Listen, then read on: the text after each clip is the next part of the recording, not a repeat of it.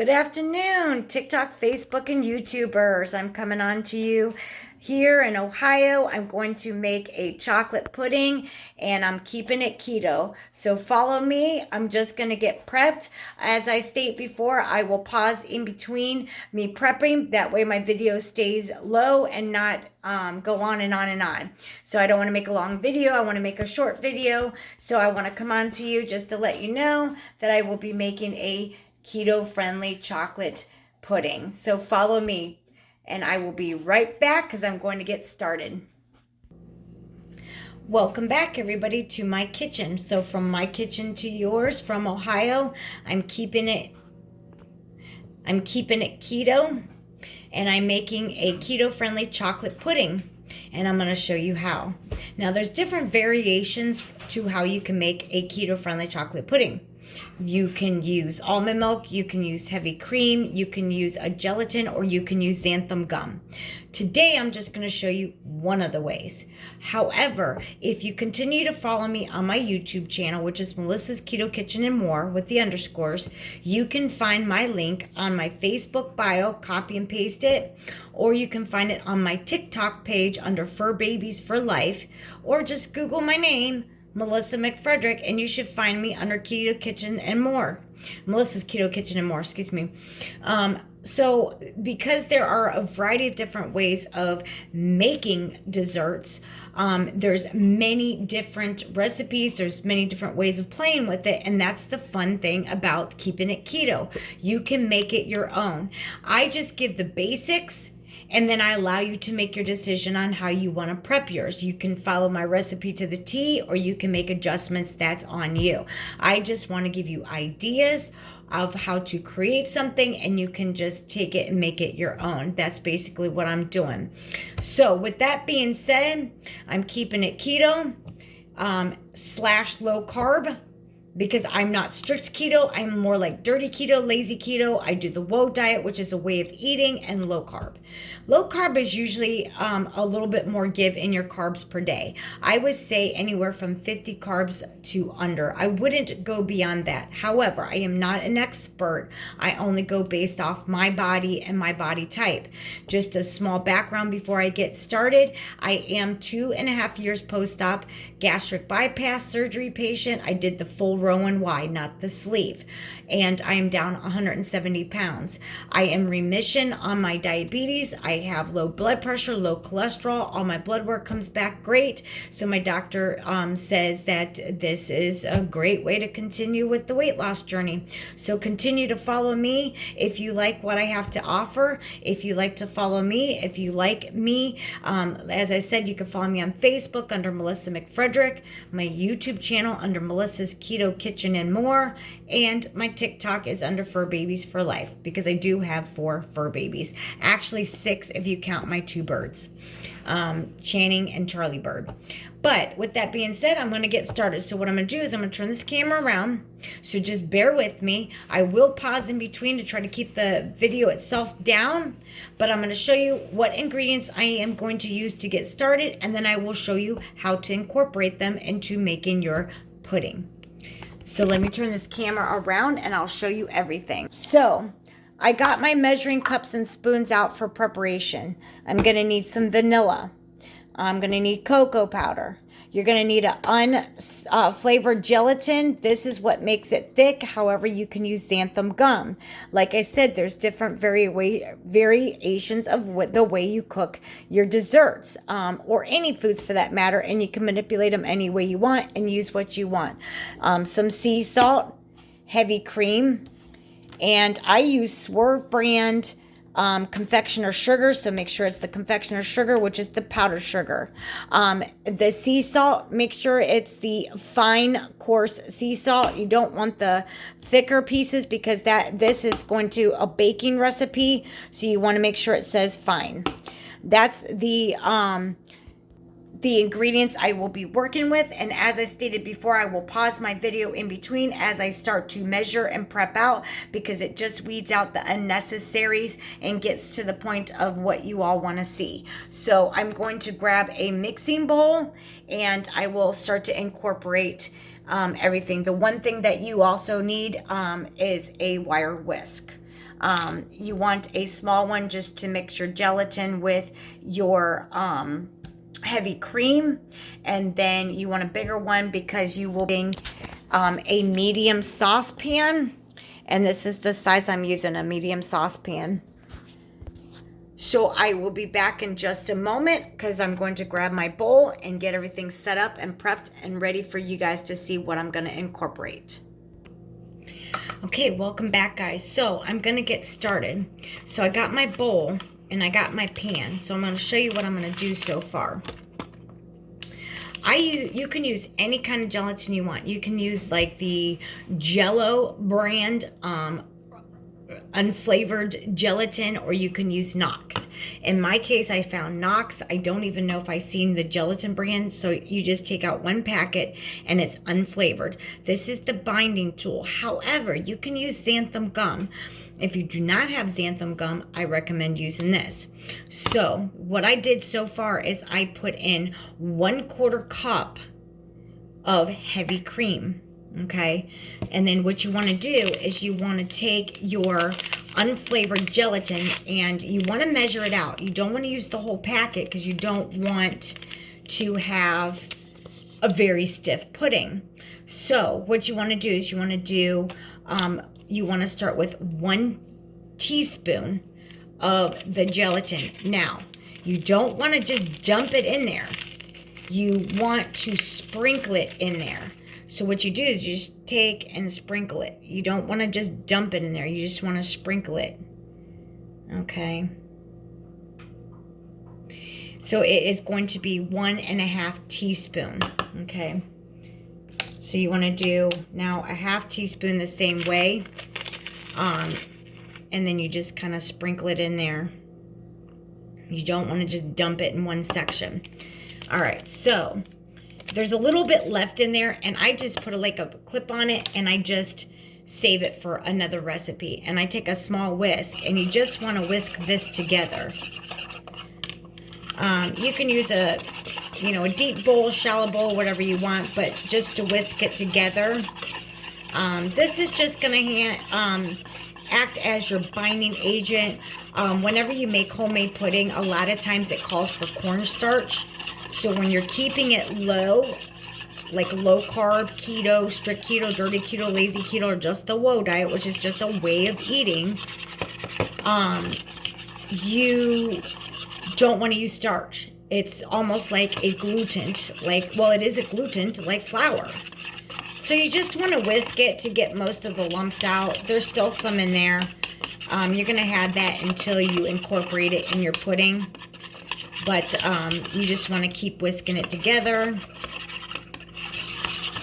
until you get sort of that smooth consistency. If you have some lumps in it, it's going to be normal just because it's a gelatin going into a heavy cream. Just make sure you whisk it till it whisks all together. And it's going to be liquidy. It's not going to be a heavy thing, but the consistency of whatever heavy cream is. Okay, so all you're going to do is just leave the whisk in there and you just set it aside. Don't forget about it, but just set it aside. The next thing you want to do is you want to add your 1 3/4 cups of heavy cream to your medium pan. So I'm going to show you. So I'll be flipping the camera.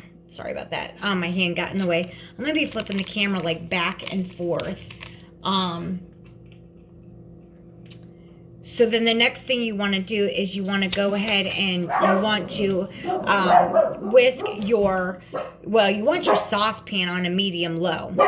You might hear my dogs in the background. Whenever they see the mail lady or somebody walking by, then they go bonkers and they yell out the window, or if they hear any little noise. So the next thing you want to do is in your medium-low saucepan, you want to stir in your heavy cream, and then you want to do your all the rest of the ingredients. So you want to put your you want to divide your heavy cream from a quarter cup set aside, because that's what's getting whisked into your gelatin. So then the remainder 1 3/4 cup goes into your medium saucepan. Have your burner turn on to like a medium low, because you want it to be a low, slow boil, as if you're making a regular chocolate pudding, and you don't want anything to burn. So you can choose any type of sugar that you want. I use Swerve. Bestie is a good brand. You can use aloes, you can use monk fruit, you can use Splenda, you can use any kind. I find that between Bestie and Swerve, these work better in baking, as well as monk fruit. Splenda is good in a baked dish, but whenever you're doing something like a pie, you don't want to continuously use like a crystallizing sugar. So you want to mix like an aloe with, like, say half of it Swerve, just because it can eventually crystallize, and you don't want that to happen in your pudding. So I'm going to use powdered Swerve. So it's requiring, for this recipe, it's requiring a 1/3 cup. Okay, welcome back, everybody. I just wanted to let you know that I added all my ingredients. So I'm going to go over with you everything that has been added. So I added 1 3/4 cups of heavy cream to my medium-sized pot, and I have it on medium-low heat. So on my stove, I have a Frigidaire. It's about a 2, because I have like the highs, and then it goes on the other side to the lows. So then I added, you want to add your 1.5 teaspoon, or excuse me, your 1/3 cup of powdered sugar. As I stated before, I use my Swerve powdered sugar, which is confectioner sugar. Then you want to add your 1/4 cup of the fine sea salt. I just use Morton's. You can use any brand you want. So all you're adding in there at the moment is your heavy cream. Your cocoa powder is a 1/4 cup, and you just want to keep whisking it together until it gets incorporated and until it gets smooth. So this may take a while to get it to come up to like a boil. So what you're looking for as you're making this is everything being incorporated and mixed and whisked together. And as you're doing that, you're looking for it to come to like a bubble on the outer side of your pan, and then you know you're done. The next step after that happens, then you're going to take it off and then add your vanilla. And then after you whisk in the vanilla, that's when you incorporate the gelatin. So I am going to pause this so that the time don't keep ticking, and it'll keep my video short, and I will whisk this until it comes to a boil, and then I will show you how to incorporate the rest. So stay tuned. Welcome back, everybody. So I just wanted to let you know that it came to a small boil. So you're going to incorporate all the ingredients on a medium-low temperature. You want to keep whisking. Do not walk away from it. You don't want to scorch it. You don't want to burn it because there's heavy cream in there. You want to consistently stir and whisk. Cocoa powder can be very hard to work with because it doesn't really dissolve very good. It's very hard to mix and dissolve. But trust in the process. It does work. It will work. Just keep stirring and stirring and stirring. When you start to see it come to a boil and you feel that it's thickening up, then you take it off the burner and you add your 2 teaspoons of vanilla. After you add the 2 teaspoons of vanilla, that gelatin that you put aside, you will incorporate that, and then you're going to keep whisking until it's smooth, just like this texture here. It's very silky smooth. And it's all dissolved. Just whisk it up a little bit to make sure it's all dissolved. It's supposed to look like this. And now I'm getting ready to transfer it to my dessert bowls. Welcome back, everybody. So that's basically it for the chocolate pudding.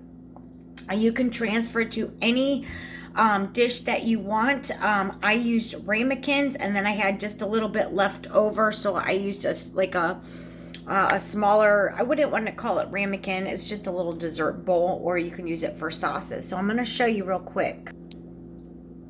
These are the ramekins. Now what you want to do is you want to let it sit and cool off for a minute. Okay, so these are the dishes that I want. Now you're going to have that little jiggle there because it has to firm up. So you stick it in your refrigerator for a couple of hours. In case, I'm going to probably just leave it there until after dinner and have it as a dessert. Now, most of you know that when you make pudding, and this includes regular pudding without doing low carb or keto, that you get a skin on top. I don't mind the skin. I actually feel like it's a extra ooey gooey thing, so I like the texture. I don't mind it. So I like when you take that spoon in the first part of your pudding and you get that skin off and it's a little bit thick, and then you get down into the ooey gooey underneath. I like it. So if you like it, just stick them in the way they are. I would still let them sit on the counter, cool a little bit. So what I do is just a friendly tip. Just do some cleanup, rinse off your dishes and load them up in the dishwasher, wipe your ingredients off, put them away. By the time you get done doing a little bit of your cleanup, they're ready to go in the fridge. You just want it to cool off a little bit. One tip after you add your vanilla, make sure you incorporate that by the whisk first, then you add your gelatin. The one tip that I want to give you, because I don't want anybody to be like, ooh, what happened? Your heavy cream, when it mixes with your gelatin, you will find it got a little hard. That's okay, because that's the consistency you want. That's the glue that's going to form this pudding. Like I said, you can not use the unflavored gelatin and use just some xanthan gum. You just take and you sprinkle probably about a quarter to a half teaspoon of xanthan gum in there if you do not want to do this step with the gelatin. So you can swap it out with that if you don't mind the cornstarch. I don't recommend it if you're doing low carb or keto, but if you are just dirty keto, or I'm sometimes low carb, sometimes keto, but you still want the cornstarch, that's what binds everything together and makes it thick. It's a thickening agent. So that's what xanthan gum does. Xanthan gum is a thickening agent. So that's another thing you can replicate in there. You still do the 1 3/4 cups of heavy cream. Now remember, if you have a bigger family, it's just my husband and I I just want for dessert for tonight. I don't want any leftovers, but if you do want leftovers or you have a bigger family, always increase your ingredients. Just double it.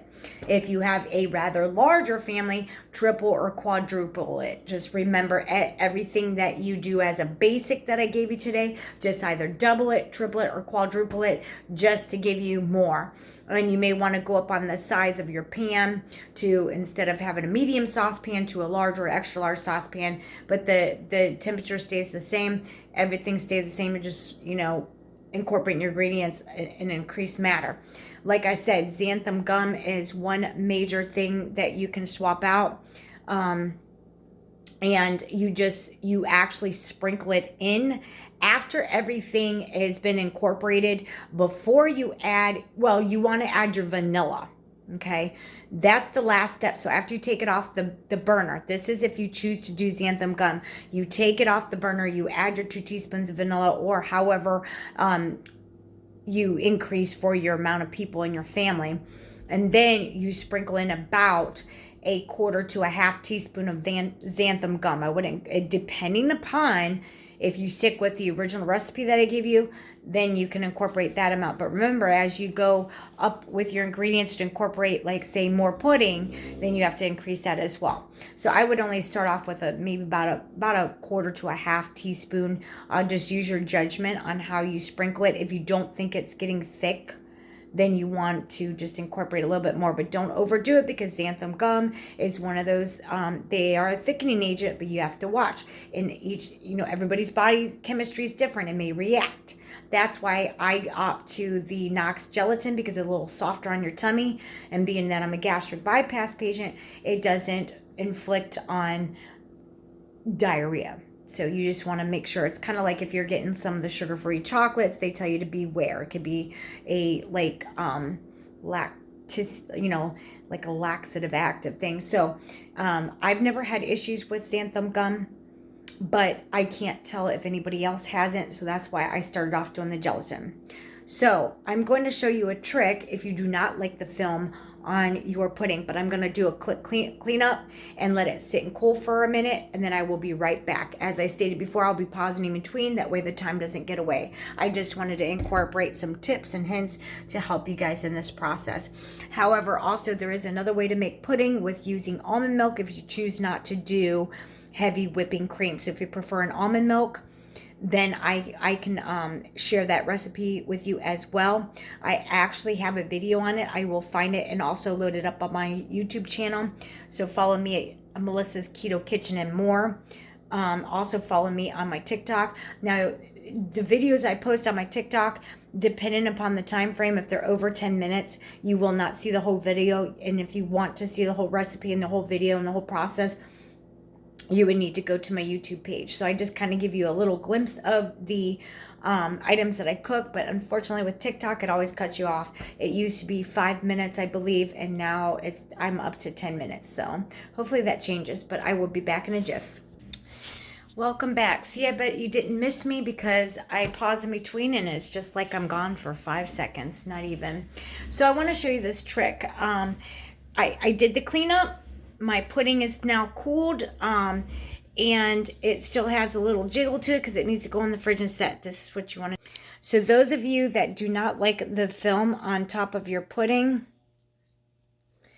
you lightly wrap a piece of plastic like saran wrap around this tightly, and then you just put it in your fridge.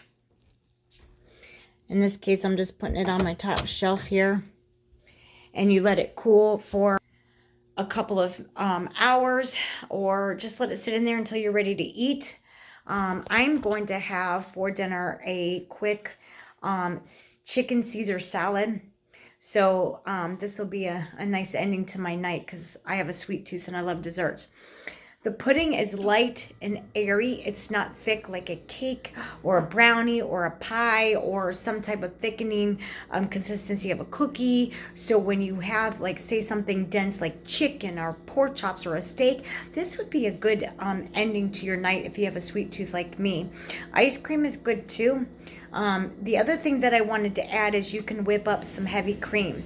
Depending upon how much cream you want, depending upon how much you want to mix. Now, I only have 2 of these. I'm just going to use a ready whip can. They do have sugar free. You can use original if you want. It doesn't have that much sugar to make a big deal because this whole dish is all low carb. And I will have to calculate the net carbs and the protein and all that, and try to post it to you later. But you can make 1 cup of heavy whipping cream with a 1/3 or a 1/4 cup, however you want. If you want it sweeter, you can add a 1/2 cup. I would only do about a 1/4 cup of powdered sugar and a dash of vanilla. So you want to take the heavy whipping cream, you want to beat it with the whipping handheld mixer with the whipper, not the beater, the whipper. It looks like a whisk. Otherwise, you're going to be standing there forever and ever, and it's a lot of work if you don't have a stand mixer or the whip. So whether you're using a hand mixer or a stand mixer, make sure you have the whipping that it looks like a whisk end. And I would do 1 cup of heavy whipping cream, and I would do a 1/4 cup of powdered sugar and just a dash of vanilla. So you're going to start whipping it, then you add your powdered sugar and your vanilla. And then just put it on top. And if you want to sprinkle some sugar-free chocolate chips, I usually use, they have 2 brands that I use. I use Lily's Chocolates, and I do use Hershey's. You do not have to use chocolate chips. You can use a salted caramel on top. You can just leave it plain. It's however you want to do it. But that is it. It doesn't take very long. The most time that you're spending is getting your ingredients out, measuring it, and obviously whisking it to bring it up to boil. Any questions, feel free to comment, and I will get back to you as soon as possible, and I will answer as best as possible. If you want to know substitutions, please feel free, and if I can answer them, I will. If not, I will guide you to who would know. Please subscribe to Melissa's Keto Kitchen and More on my YouTube channel, and catch me on TikTok for Babies for Life. This video is going to be longer than 10 minutes, so you're only going to get half on TikTok. So if you want to watch the rest of it, and follow me on the YouTube channel, and you'll get the whole edited version. Have a great day, y'all. Thanks for joining from my kitchen to yours. Have a blessed day.